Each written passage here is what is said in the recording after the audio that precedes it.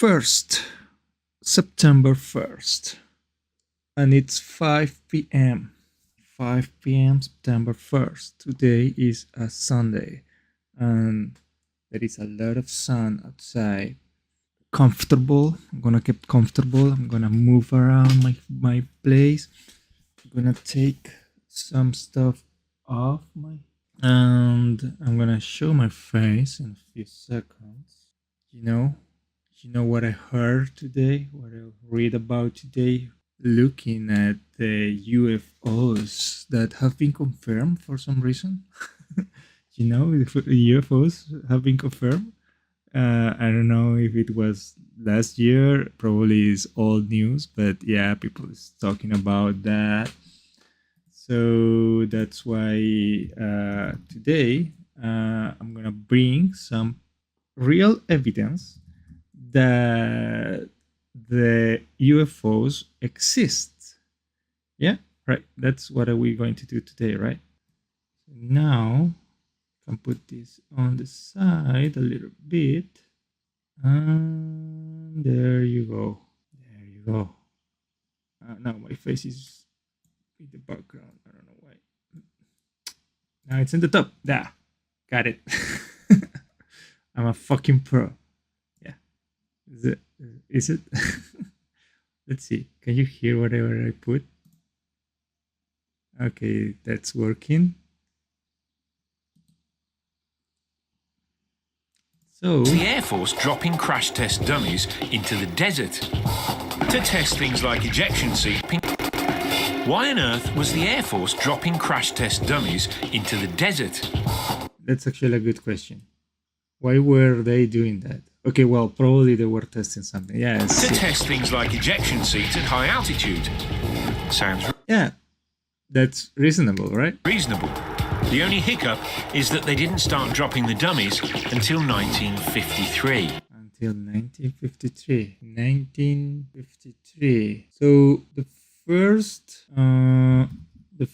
World War, I don't remember, but it was in 1928, probably. Yeah, and the Second World War was ended on 1945. So they started doing this in 1953. That's way after the war. So it makes no sense. Yeah, they don't need it more. And from 53 to 47 is 6 years. That's time travel for crash test dummy, which is frankly absurd.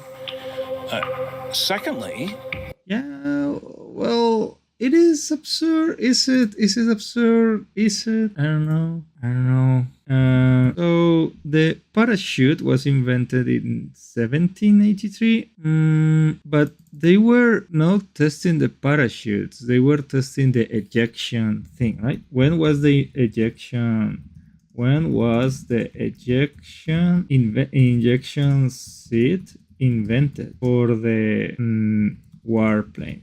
Right. So it was invented in 1944. So we almost finished the war in 1945, and the invention was in 1944, and you know what I mean? They started testing the invention in 1953. That's like 10 years after the invention. So what happens is that when you invent something, you don't go for the production of that thing immediately. They invented the ejection seat on 1944, 1 year before they finished the war. That doesn't mean that they started producing planes with ejection seats at that right moment, right? Or am I wrong? Maybe I'm wrong. Let me see. When was the first plane with ejection seats built? Oh, and it was the Germans. So the Germans invented the ejection seat, right? In 1944. It was a Northern Ireland engineer, right? Yeah, he was the inventor. And the Germans were the first ones to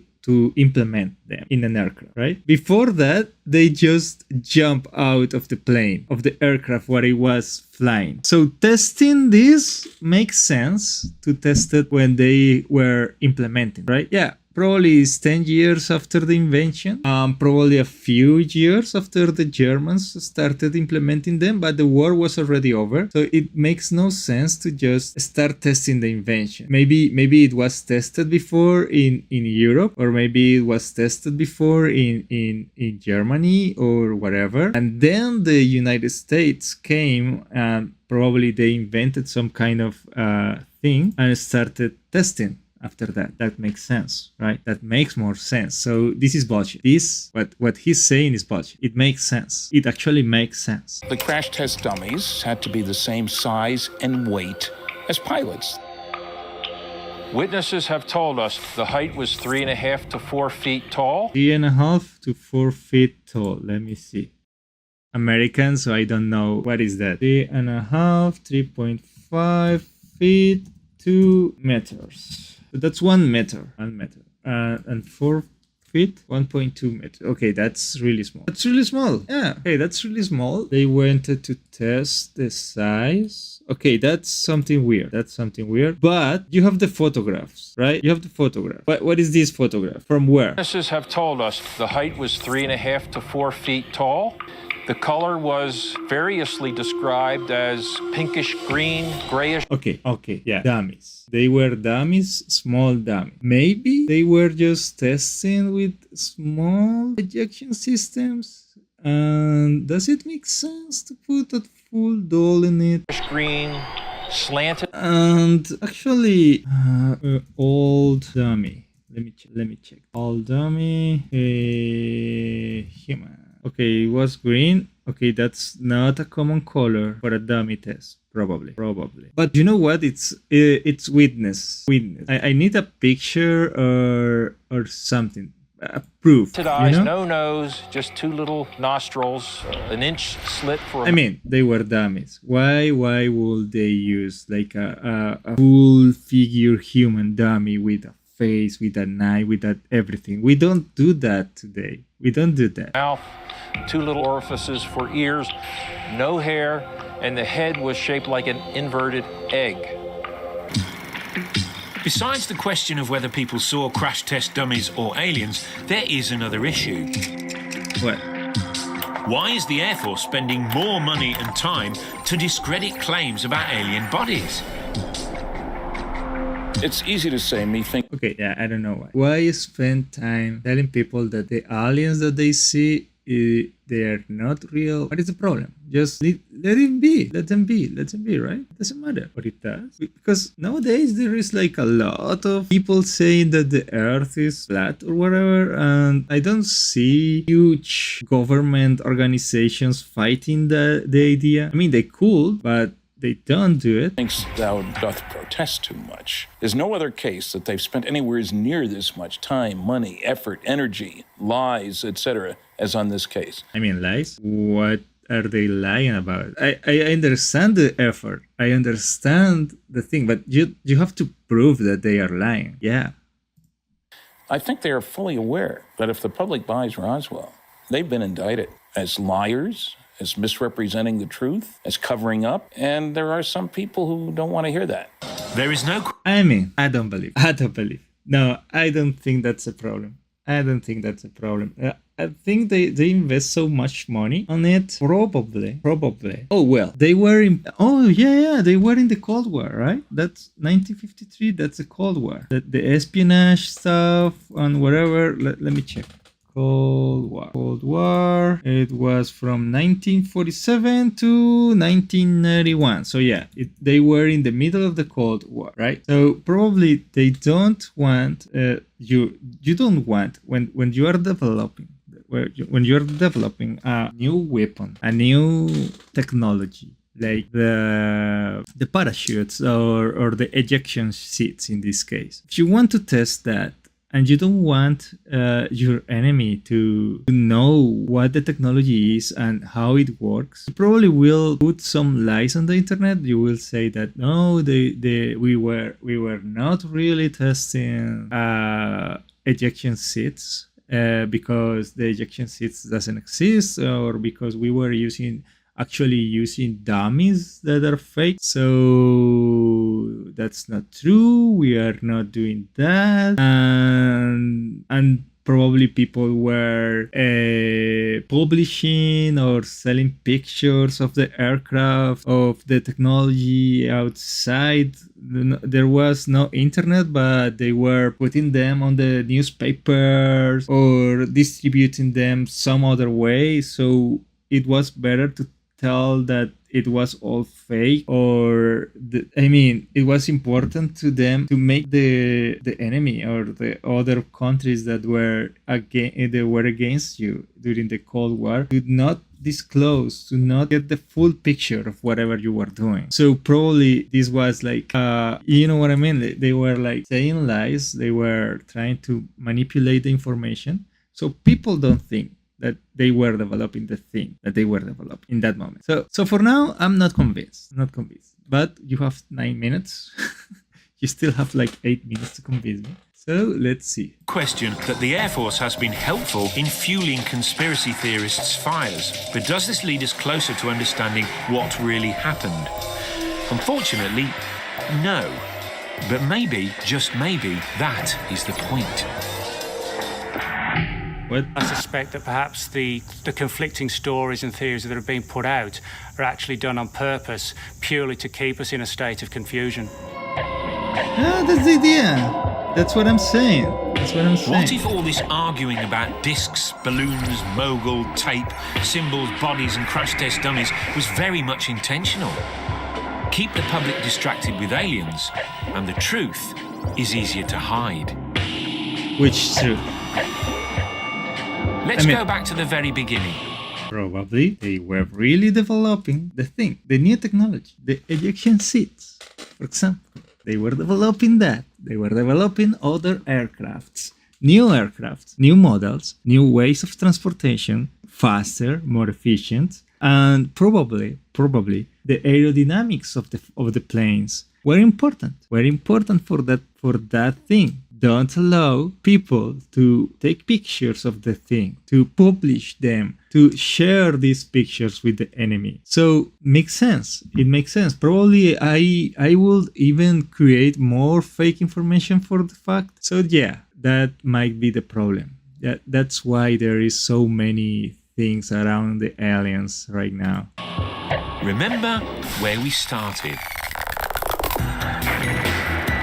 It is 2 years after World War II. The big enemy of the US was not aliens, but Nazis. Yeah, the enemy. Maybe the people of Roswell did. You see, I didn't say, probably they were there were espionage and stuff, so probably making the information less effective or less important. It will be good that it is a good thing that the public don't know things as much as the government does, because it's easy to access the public. Imagine a German guy sending espionage, and he only has to ask anyone on the country about the new things that the government are testing on the desert. It will be so easy for a peasant just to disclose that information. But if the peasant seems crazy, it's talking about aliens or whatever, most of the information, most of it will have to be confirmed, double confirmed, triple confirmed by the spy, right? Did see a flying disc. What if it wasn't from another planet? What if it was a top secret aircraft of Nazi design? Also, these designs, they seems to be real. I'm not sure they are real. Probably they are. I don't know if they are in that time actually doing as a thing like this. It's really hard, and it has to be made by hand. The rumours that's floated around for many, many years is the fact that the Nazis were working to try and develop flying saucer type vehicles. Now, a lot of the... Now, looks bad. It actually looks like a thing, but where is this from? Where is this came from? I want to see the document. Even if it's in German. I want to see the document. Can I find the document? Let's see. Nazi sign alien aircraft document. Where is the document? I want to see the document. Okay, Nazi bell. What is this?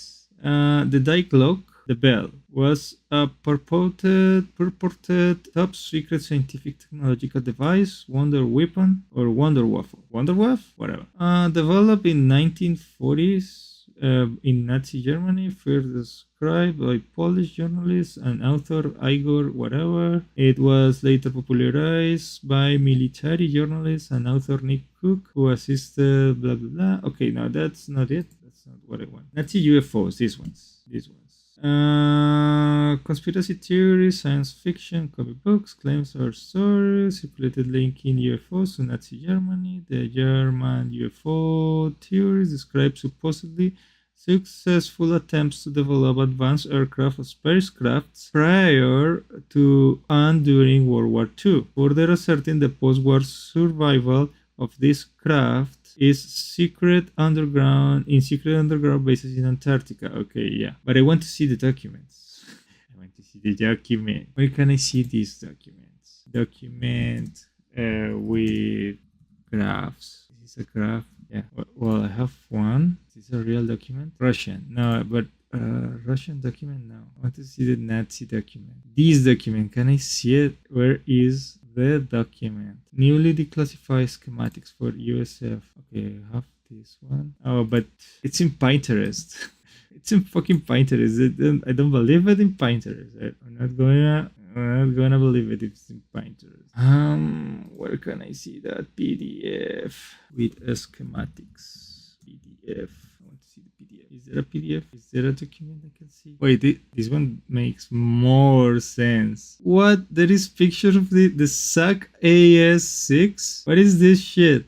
Oh, okay. Look at this. Are you seeing this? I don't know if you are seeing this. Let me see. Can I show it? Oh yeah, I'm showing it. Okay. Look at this shit. This is a SAC AS6, a German prototype circular wing aircraft built privately during the Second World War. So, is it real? It seems so. It does seem real. Look at this. It actually is. Is this the thing? And I saw some picture of it. Look at this. Look at this. It was built. So there you have it. So it was built. So it was the Nazis. Yeah, the SAC AS6 left. Okay, probably it was tested in USA too. I mean, probably in USA they saw the design and they tried it just to test it. These rumours and stories have been just dismissed as hoaxes and friend of a friend tales and legends, and rightly so in many cases. But there is this small core body of evidence to suggest that the Nazis were working to perfect circular-shaped aircraft at this particular time. All right. FBI records talk about interviews they conducted with the German AS6. prisoners of war and German fighter pilots who'd actually seen circular-shaped aircraft AS6. test flown at airfields in Nazi Germany during the Second World War. Now, what does this have to do with Roswell? Yeah, probably USA tried too, right? I mean, very same the enemy is scientists testing a who new may have been technology test that's flying circular. these We have to do saucer-shaped the same craft shit. was secretly brought over to America under the non-threatening codename Project Paperclip. Project Paperclip was a project begun in the closing stages of the Second World War to bring over Nazi scientists to really help the US war efforts. So yeah, they were building this thing. So it's not UFOs. They are not aliens from outside of the planet. It was a new technology that was tested. It was just a test. Oh my god. Now it's boring. Obviously, at the close of the Second World War, it became clear that the Russians were going to be the next big enemy. And with Nazi Germany... Oh yeah, now the Russians has also had the same idea. Germany defeated, the plan was to grab as many Nazi scientists as possible before the Soviets got their hands on them. And guess where they were brought? Southeastern New Mexico. Was the crash at Roswell really a Nazi flying saucer? What if what crashed at Roswell wasn't a weather balloon, as the US military claims? Or even a UFO, as ufologists claim? What if it was a Nazi spaceship? Project Paperclip was a classified code. I don't know if it was a spaceship. This shit doesn't look like a spaceship. It still looks like a plane. A circular winged plane. Why we're trying to go to the... Oh, what is this? Avro Canada BC9AV comúnmente llamado upper cover. Well, it was... That's crazy. Covert program that brought Nazi scientists to the New Mexican desert. One of the chief reasons why Project Paperclip was classified and considered controversial was because quite a few of the scientists brought over weren't just German scientists who the Nazis had ordered to work for them. They actually were ardent Nazis themselves. And of course, you know, the idea of employing Nazi Germany's scientific elite at the end of the Second World War was something that, you know, many people would see as not just controversial, but... You know what? That's I remember back in the day when I was young. Copy paste. Copy paste is a new lingo, right? It's a new lingo for stealing like text and stuff from the internet, right? We say like, oh, I copy paste that from the internet. How did I do the homework? I copy pasted. I copy paste that.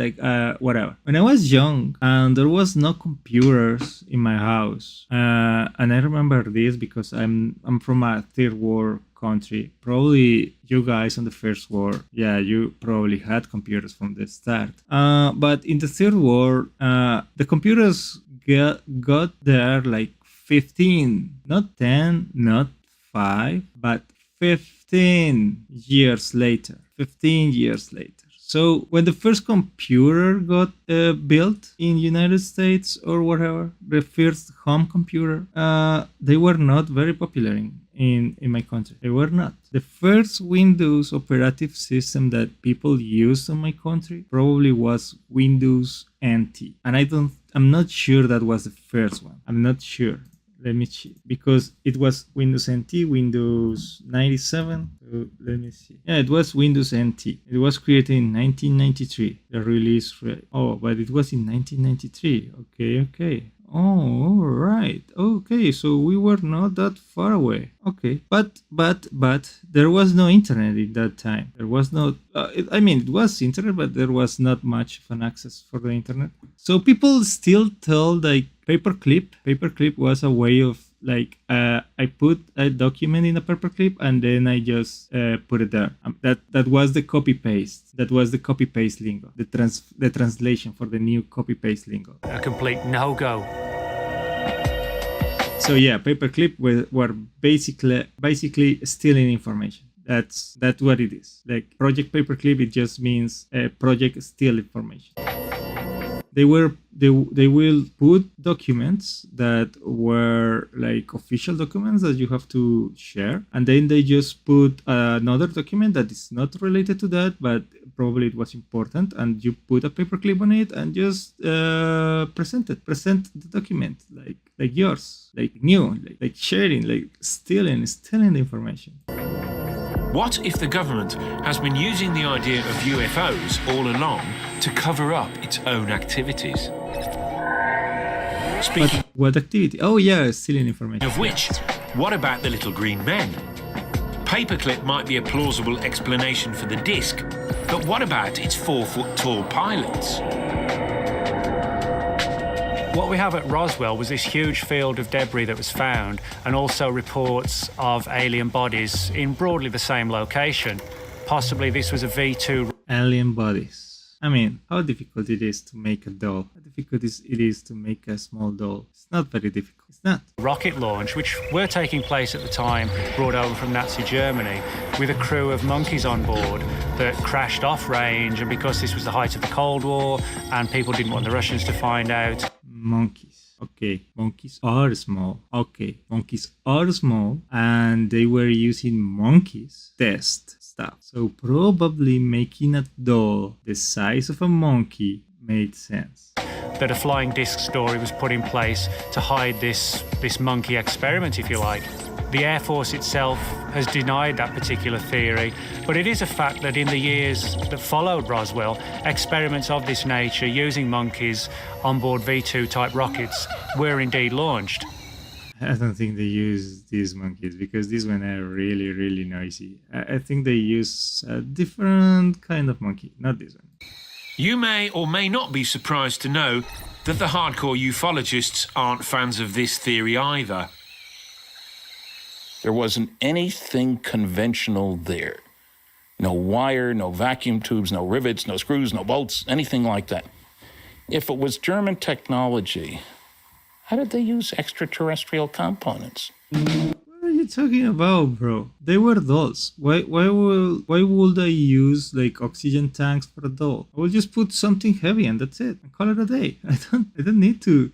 The doll doesn't have to survive the flight. You have to. I'm just testing the propulsors. I'm just testing the ejection seats. I'm just testing that stuff. Not testing the full-on machine. It will be very expensive to do it.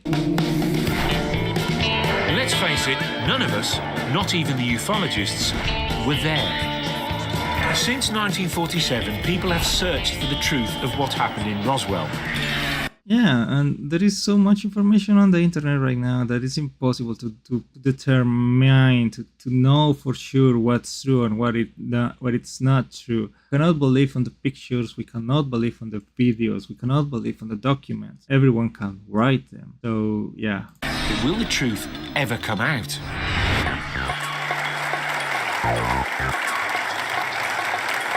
How could it be classified? The whole political scene has become nothing but professional wrestling. Just a dumb old balloon which was declassified. In one many way, years ago. it doesn't even matter if The classified, all balloon. This guy looks like a crazy guy, and I fucking bet he has a book and he's selling this idea. He's making money with this idea. Or if it's not, I bet he already made a lot of money of this idea. Who is this guy? What is his name? I want to see his name. Can I see his name? Stanton Friedman. Let's find this guy. Stanton Friedman. Oh, he's dead. What? Let me see. Oh, look at this. He has a lot of books. And oh wow, it's about the guy that is captured. The Betty and Bernie Hill UFO experience. That's one. Flying saucers and science. That's the first one that he published. Top Secret Magic. Crash at Corona. The definitive edition. The definitive story of the Roswell incident. So he's just telling people that everything that he wrote is true. He has his important thing is to tell, okay, I forgot to show you. I'm going to show you. So these are the books that he published. These are the books. From June 2008 to June 2016 has been publishing stuff. Making VHS, Flying Saucers, 84 minutes of him talking. I really want to see this. Yeah. Can I try to get it? Can I get it? A real flying saucer looks like this. An Avrocar, manufactured in Canada, being test flown in 1961. Oh yeah, the Avrocar. Or like this free-flying air-cushioned vehicle being flown by its inventor, Professor 1965. But UFO sightings persist, and skeptics often become confirmed believers. I've slowly come to conclusions that there are such things as interplanetary spaceships. I'll have to stick my neck out and say that because I believe it at long last. Psychiatrists often call these reported UFO sightings illusions, hallucinations, self-delusion. if aliens landed or not. Roswell is thriving, and nothing is going to stop the believers from believing. We have always maintained that we are merely following the facts wherever the evidence leads us. Strange wreckage. I'm not going to... We are asked oftentimes, where did they come from? Why were they here? And how could a spaceship that apparently traveled between the galaxies or between solar systems, how could it possibly crash? I mean, that's true. That's fucking true. How it can crash? It flies for over millennia of years, of light years, and suddenly crash here in all the places that it could crash. The space is almost infinite. Earth is barely visible from the outside. Who knows? Probably they have like a really good detection system, but it will be very difficult, at least for us and the technology that we have right now, to detect another planet. We cannot see planets outside of the solar system. We're trying to find planets that are way beyond the Kuiper belt. So we barely can see the Kuiper belt. Barely. We have to assume that they know where we are. My easy answer to that is I don't know, but it did. I mean... I can't think of a more exciting subject, and what really gets me going is the response of the public. Yes, I have my critics within ufology. Of course, it gets you going, the response of the public. You are selling books, you are selling videos, you are making money out of it. But if you learn something new, you have a responsibility to talk about it. That's what I'm doing, talking about it. I think the only thing that would convince the Stanton Friedmans and the UFO true believers of the world is if the aliens came down, landed on the White House lawn, came out, and after they said Klaatu Marada Nikto, they said, guys, we didn't do Roswell. What? Marada Nikto? What the fuck is that?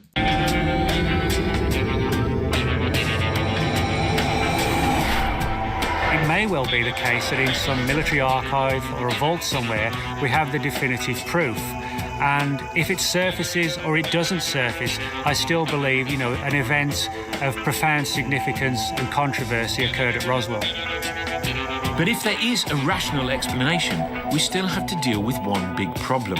Yeah. And that is the testimony of the people of Roswell. This was not a downed aircraft. This was not a weather balloon. It was not a mogul balloon. It was not a secret device by the Nazis. The testimony of people. Have you talked to grandma? Have you talked to grandpa lately? They sometimes say that something happens because it was written on Facebook. And they can swear that they have experienced it firsthand, even if it's just a Facebook post. I'm not sure what's going on with the brain of old people. I'm probably going to be like that. Probably you are going to be like that. And we cannot trust old people for testimonies or for remembering or for having the full picture. Do not trust all really old people. I don't want to be political, but that's true. It's difficult to do that. It's impossible to do it because they believe some stuff that it's weird that they believe that. These are the Russians or whoever. This was not one of ours. This came from something. They are very rational. They're functional. But their testimonies, their memory is not good at all. If you believe that the Roswell legend is a load of rubbish, then you also have to believe that all those people were terribly mistaken or lying. Yeah, I do believe they were lying. Probably paid actors. Every single one of them. And that's very hard to do. Look at that guy. He was really old. Can't trust him. And when I'm that old, when I will be that old, if I will be that old, don't trust me. I probably will say that I was a star, the biggest star in the VTuber scene in 2024. I was bigger than Iron Mouse and whatever other thing, and Gurgura. Probably people know my face everywhere. I once sang in the auditorium. You know what I'm telling? Okay. It was really fun. That was different. I think it was entertaining. Hopefully you had fun. And I will see you next time. Have a good day.